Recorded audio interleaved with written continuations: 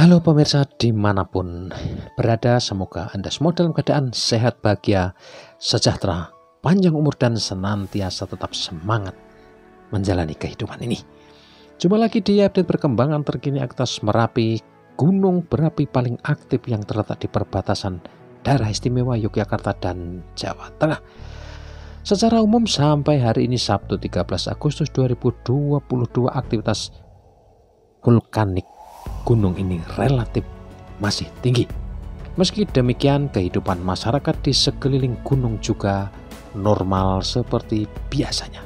Begitu pula kegiatan wisata alam dan jelajah di sebagian lereng gunung ini juga masih diperbolehkan. Kita akan simak dulu laporan pandangan mata hasil pengamatan visual terbaru dari spot Menara Pandang Kaliurang, Desa Hargo Binangun, Kecamatan Pagem, Sleman, daerah istimewa Yogyakarta yang berikut ini.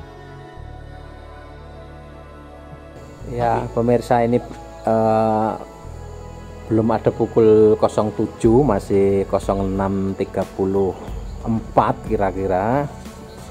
Ini cuacanya cerah, tetapi memang ada kabut tipis di kawasan lereng sampai puncak. Nah, tetapi kita bisa melihat hubungan atau kolom asap dari kubah lava yang ada di tengah maupun sebagian di barat daya ini tebal, dan dilihat dari arahnya ini ke utara atau ke timur laut dari puncak, dan menampilkan panorama yang unik, sangat tebal ya. Mungkin karena semalam juga terjadi hujan sehingga barangkali saja terjadi pertemuan antara panas dan uap ya, suhu yang dingin di puncak ini, dan menimbulkan kolom asap atau asap dari kawah yang sangat tebal. Menarik sekali, dan kalau kita lihat secara lebih dekat lagi maka kita akan melihat ya seperti mirip orang bakar-bakar sampah, bakar-bakar ya, bakar bata. Itu bisa dilihat di layar video ini. Yang runcing-runcing di layar ini adalah kubah lava tengah yang terbentuk sebagai hasil erupsi 2020 sampai 2022 ini. Data terakhir yang kita dapatkan dari BPTKG, volume kubah lava ini tercatat 2,6 atau 2,7 juta meter kubik. Sementara yang kubah lava di puncak barat daya ini volumenya fluktuatif ya, tetapi kisarannya ada di 1,5 juta meter kubik ya. Fluktuatif karena frekuensi guguran ini masih tinggi, terhitung tinggi, sehingga lava yang keluar dari perut Merapi ada yang membeku di puncak membentuk kubah, ada yang langsung digelontorkan keluar ke lereng barat daya. Nah, ini fenomena menarik Merapi pada erupsi 2020 sampai 2022 ini sudah 2 tahun, hampir 2 tahun nanti pada November, karena status Merapi ini naik jadi siaga sejak 5 November 2020. Jadi 5 November 2022 ini nanti akan tepat 2 tahun, dan ini luar biasa. Guguran masih terus berlangsung seperti bisa dilihat di layar. Ini arahnya adalah ke barat daya. Nah, itu bisa kita lihat ada kepulan asap, tetapi ini tidak terlalu jelas ya. Ini kecil saja.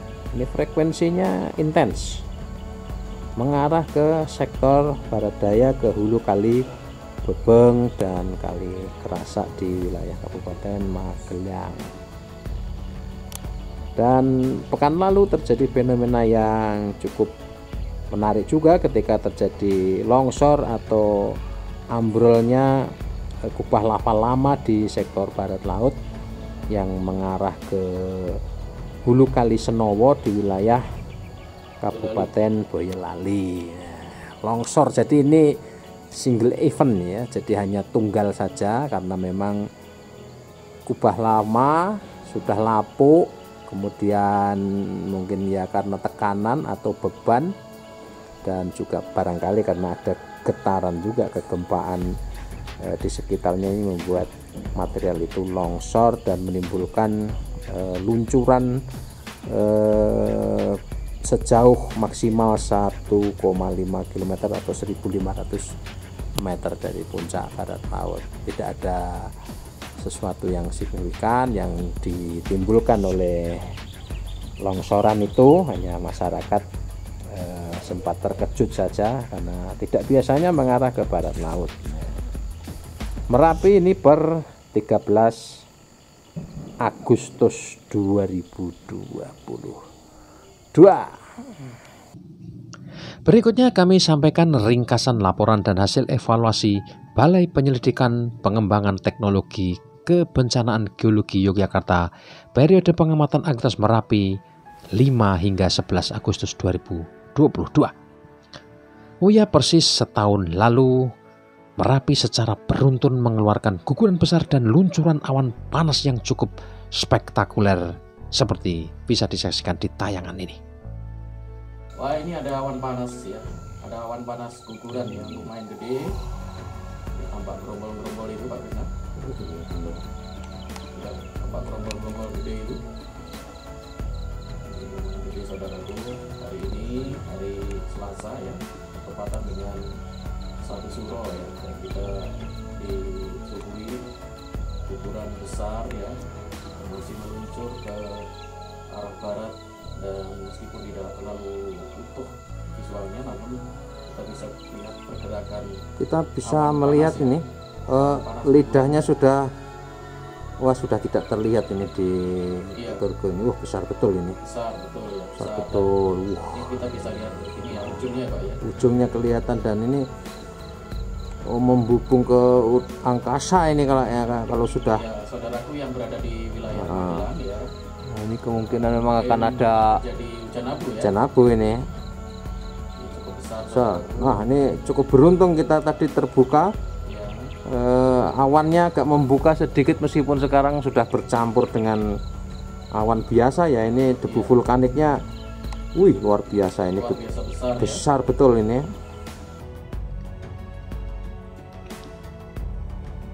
Laporan BPTKG Yogyakarta selama sepekan mencatat guguran material lava masih mendominasi dan arahnya tetap ke sektor barat daya, ke hulu Kali Bebeng dan Kali Kerasak. Jarak luncur maksimal terukur 1.500 meter atau 1,5 km dari puncak barat daya. Pada kubah barat daya teramati adanya pertumbuhan. Berdasarkan analisis foto, volume kubah lava barat daya terhitung sebesar 1.664.000 meter kubik, dan kubah lava tengah volumenya mencapai 2.772 meter kubik. Intensitas kegempaan pada minggu ini masih cukup tinggi. Deformasi Merapi atau penggembungan tubuh gunung yang dipantau menggunakan EDM pada minggu ini tidak menunjukkan adanya perubahan yang signifikan. Pada minggu ini tidak dilaporkan terjadi hujan di pos pengamatan Gunung Merapi, baik dari Kaliurang, dari Jerakah, dari Babatan, Ngepos, dan Selo. Tidak dilaporkan terjadi banjir lahar hujan maupun penambahan aliran di sungai-sungai yang berhulu di Gunung Merapi. BPTKG menyimpulkan aktivitas vulkanik Merapi masih cukup tinggi berupa aktivitas erupsi efusif.